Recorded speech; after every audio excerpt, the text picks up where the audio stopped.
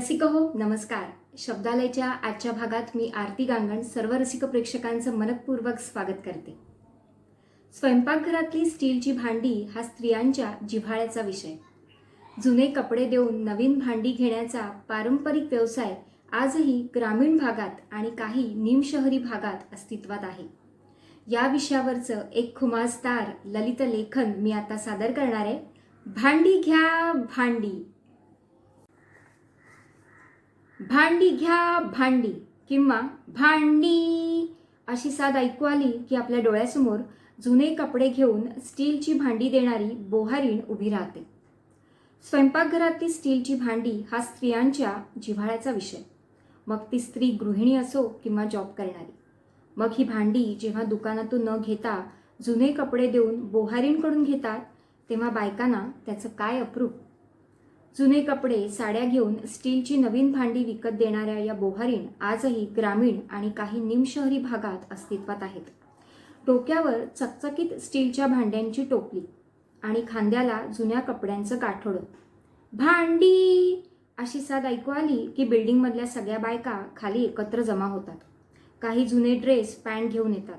मग ती मावशी सांगते, साड्या द्या साड्या, ड्रेस देऊन काही नाही मिळणार. मावशी, चांगला ड्रेस आहे बघ तरी, पार्टी वेअर ड्रेस. अजून 2 शर्ट देते. ते चहा करायचं भांडं दे ना. अजून दे काहीतरी, एवढ्याने काही नाही होत, मावशी म्हणते. हा ड्रेस मीनूला तिच्या आत्याने घेतला. टिकल्या मोती लावलेत त्याला, अगदी भरजरी.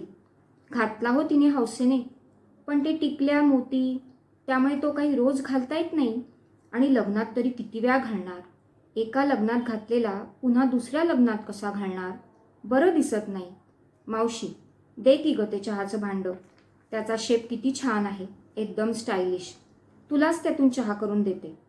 दे की गं मावशी. बरं चल घे. मग काय, स्नेहाताई एकदम खुश.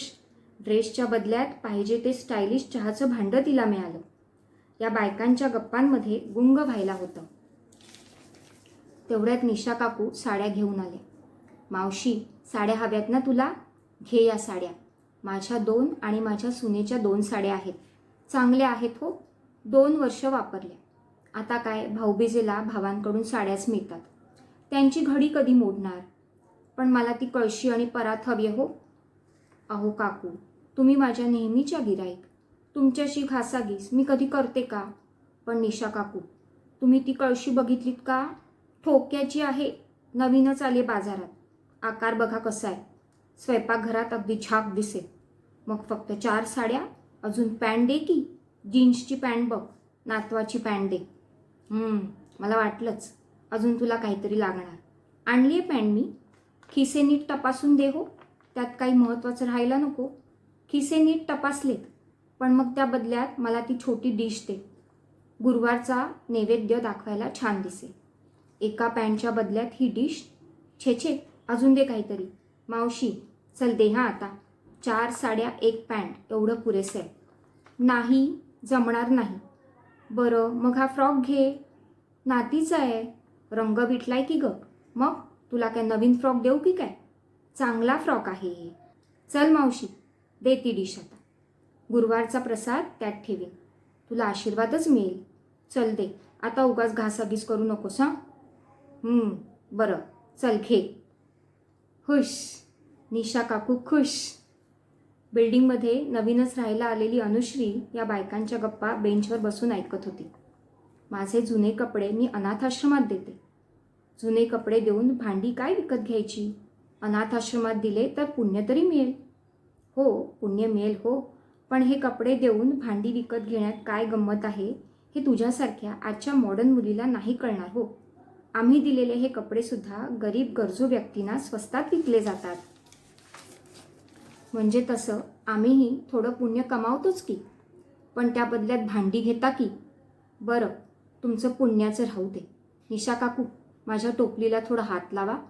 मग निशा काकू मावशीच्या त्या टोपलीला हात लावतात आणि मावशी स्टीलच्या चकचकीत भांड्यांची ती टोपली डोक्यावर ठेवते, खांद्याला कपड्यांचं गाठोडं लावते आणि निघते. मावशी, आता कधी येशील? येईन 2-4 महिन्यांनी असं म्हणते. भांडी अशी साद घालते आणि निघते. अनुश्री मात्र तिच्याकडे बघतच राहते. डोक्यावरची ती भांड्यांची टोपली, किती वजन असेल त्याचं. निशा काकूंनी तिला भानावर आणलं आणि बिल्डिंगमधल्या बायकांचं ते छोटंसं गेट टुगेदर तिथेच आटोपलं. जुने कपडे देऊन नवीन भांडी घेण्याचा हा पारंपरिक व्यवसाय आठवणींना उजाळा देतो. नवीन भांडी घेताना केलेली ही घासाघीस म्हणजे बार्गेनिंगचं उत्तम उदाहरण आहे.